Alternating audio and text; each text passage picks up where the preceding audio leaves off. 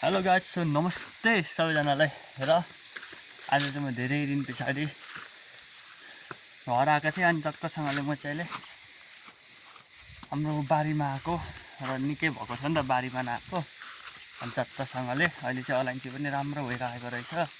अलैँची बगानहरू यहाँ चाहिँ यता चाहिँ गोठ छ अनि यहाँ हाम्रो अलैँची बगान यहाँ छ, यता छ अलैँची बगान हैन। अनि त्यही गाइस, अहिले चाहिँ अलैँचीको भाउ एकदमै राम्रो छ अरे। अनि अहिले चाहिँ सबैले अलैँची रोप्छन् हैन। अनि यो चाहिँ हामीले अहिले रोपेको हैन, यो चाहिँ पहिल्यै रोपेको, राम्रो भएको रहेछ। अनि यता छ अलैँचीहरू, यहाँ अङ्कलको छ अलैँचीहरू। अनि हाम्रो सिमाना चाहिँ यहाँसम्म छ गाइसहरू, यहाँदेखि यता हाम्रो सिमाना छ, यहाँदेखि उता चाहिँ अङ्कलको हो। यहाँ उनीहरूको पनि टन्नै छ अलैँची। र गाइस, म चाहिँ हाम्रो पुरानो मूल घरमा जाँदैछु। ल म चाहिँ हाम्रो पुरानो मूल घरमा आएको छु। अनि अहिले चाहिँ मूल घरमा पनि सबै अलैँची रोपेर यहाँ चाहिँ हजुरआमा बस्नुहुन्थ्यो। बेला बेला दिउँसो बस्नुहुन्छ आएर सागसब्जी रोप्दै। अनि यहाँ पनि बारी छ। अहिले त जता पाए त्यता अलैँची नै अलैँची रोपेर सबै सके। बारी जति अलैँची रोपेर अहिले जे भने पनि अलैँची राम्रो छ। अलैँचीमा चाहिँ अब अहिले चाहिँ धेरै पैसा हुनेले धेरै पैसा हुन्छ र सबैले अलैँची रोप्छन् र हामीले पनि रोपेको छ।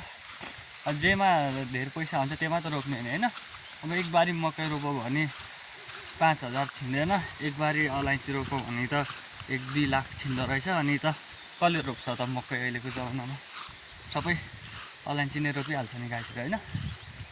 र अब निकै पहिला निकै भर्न आएको बारीतिर पनि।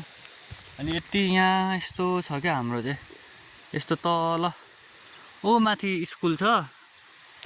मेरो घर चाहिँ माथि नै हो, हाम्रो मूल घर चाहिँ तल थियो क्या। अनि यहाँ चाहिँ मकै सकै रोप्नुहुन्थ्यो। अहिले चाहिँ मकै किन रोप्नु हुँदैन भने बाँदरले खान दिँदैन क्या। बाँदरले खान नदिएपछि कसले गर्ने त? त्यही भएर यतिको गाईहरू र एकछिन आमासँग गफ गरौँ अनि जाउँ। यो कसले चिन्नुहुन्छ गाई? यो यो यो यो यो सबैहरूकोतिर के भन्छ थाहा छैन, हाम्रोतिर चाहिँ रुख टमाटर भन्छ है। अलिक ठुलो रुखमा फल्छ नि त, त्यही भएर रुख टमाटर भन्छ। यहाँ धेरै फलेको रहेछ, भाँचिएछ। अनि यहाँ चाहिँ टन्नै फलेको रहेछ, यहाँ हेरौँ न, टन्नै फलेको रहेछ। यो चाहिँ मलाई लास्टै मन पर्थ्यो क्या, काँचो त्यो पाकेको हुन्छ नि एकदम मिठो हुन्थ्यो। यहाँ एउटा पाकेको रहेछ यहाँनिर यो बोटमा, एकछिन म टिप्छु। अहिले आमाले देख्नु भने माथि यो गुलियो हुन्छ क्या। मलाई कोही कोहीलाई चाहिँ मन पर्दैन, मलाई चाहिँ मनपर्छ क्या यो काँचो खाना, कहाँ यसको गुदी खाना।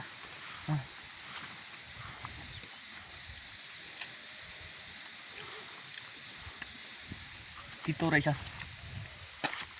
यो भित्र गुदी मिठो हुन्छ क्या।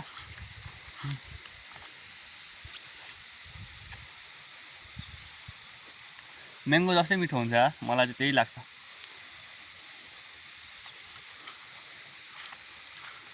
बोक्रा चाहिँ मिठो हुन्छ।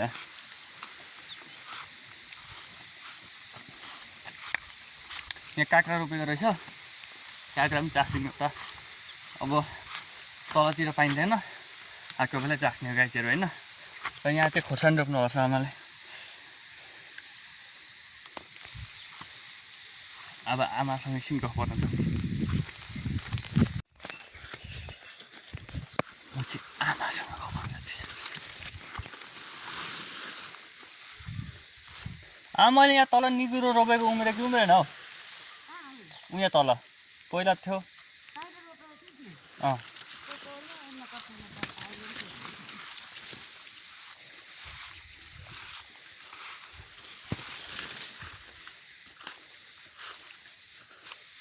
यो चेतनको होइन, चेतनको।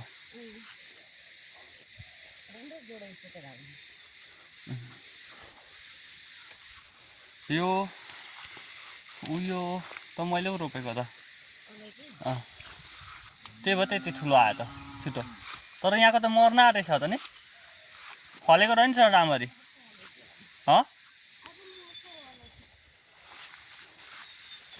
माइला अङ्कलहरू चाहिँ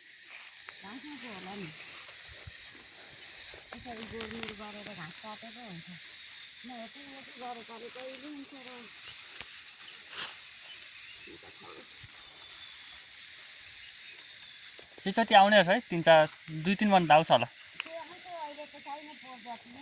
तपाईँको चाहिँ छ कि छैन?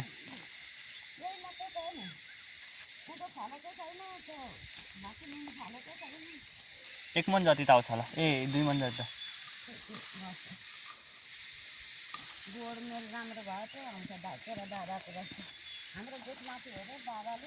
माथि टन्नै छ। हाम्रो नि 1 मन त आउँछ कि।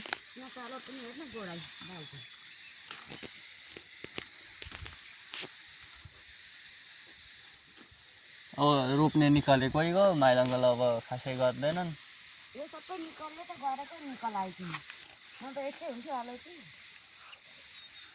साउरो गर्दै गर्दै नि पैसाको के म त भनौँ, पैसा दिएर काम गर्दै पैसा टन्नै कमाएको छ नि त किन गर्नु त? कमाएर बाल्नु पैसा पुगिहाल्छ त। गएँ म माथि हाम्रो अलैँची हेर्नु पर्यो अनि जानु पर्यो घर। बारीमा आएपछि एउटा काँक्रा नखाएको, आमा यहाँ त एउटा ठुलो काँक्रा पाएको रहेछ नि त गाइसहरू, पहेँलो भएर।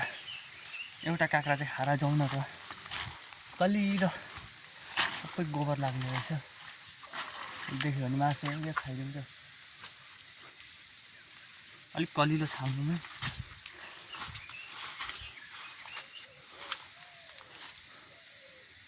फलेको छैन क्या, भर्खर फल्दै रहेछ। एउटा रहेछ, खाइदिनु त यो काँक्रा। हाम्रोमा चाहिँ फेरि बोटबाट उक्काउने बित्तिकै खाना पाइन्छ। अब तराईतिर बस्ने मान्छेले चाहिँ अब कति दिन पछाडिको बासी खान्छन्, त्यही भएर सहरभन्दा चाहिँ गाउँ धेरै राम्रो लाग्छ। ल गाइस काँक्रा खाइदिउँ।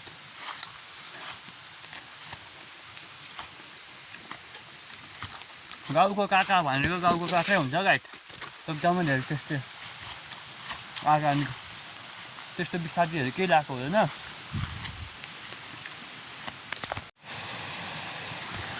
ल गाइस, योभन्दा 5 वर्ष अगाडि होला मैले चाहिँ यो रोपेको थिएँ क्या। तपाईँहरूले चिन्नुहुन्छ कि हुँदैन, एकछिन म टिपेर देखाउँछु। यो कसले चिन्नुहुन्छ कमेन्ट गर्नु होला होइन। यहाँ फल पनि छ, यहाँ फलेको छ, माथितिर फलेको छ होइन। अब हाम्रोतिर चाहिँ यसलाई लर्याप भन्छ होइन। अब तपाईँहरूकोतिर के भन्छ, अब आँप जस्तो चाहिँ हुँदैन, लरामा फल्छ होइन, लरातिर फल्छ अनि मिठै हुन्छ क्या। तपाईँहरूलाई कस्तो लाग्छ थाहा छैन, तर मिठै हुन्छ क्या पाकेपछि। र मैले चाहिँ यो रोपेको 5 वर्ष भयो, अहिलेसम्म खाएको थिइनँ, आजै मात्रै खाँदैछु होइन। त्यो पनि पाकेको छैन कि जस्तो आएछ, हेर्नु ल कस्तो रहेछ भित्र।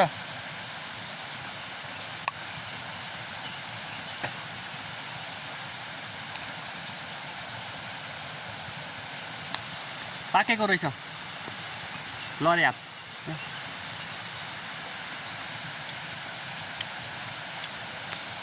एकदम मिठो हुन्छ यार गाइस। यो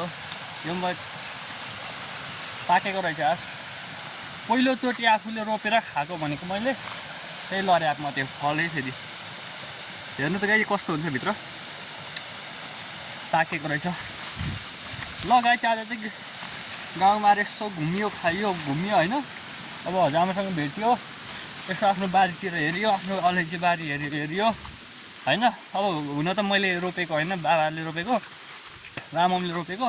त्यही पनि अब यसो आएपछि आफ्नो बारीतिर घुमिदिउँ न त भनेर अनि काँक्रा साक्रा खाइयो गाउँमा आएर, लर्याप पनि खाइयो। कसले पुरै भिडियो हेरिदिनु भयो त्यसको लागि चाहिँ धन्यवाद गाइजहरू। र के भन्ने, सबैजनाले सब्सक्राइब गरिदिनु होला र कमेन्ट गरिदिनु होला। त्यही हो गाइज।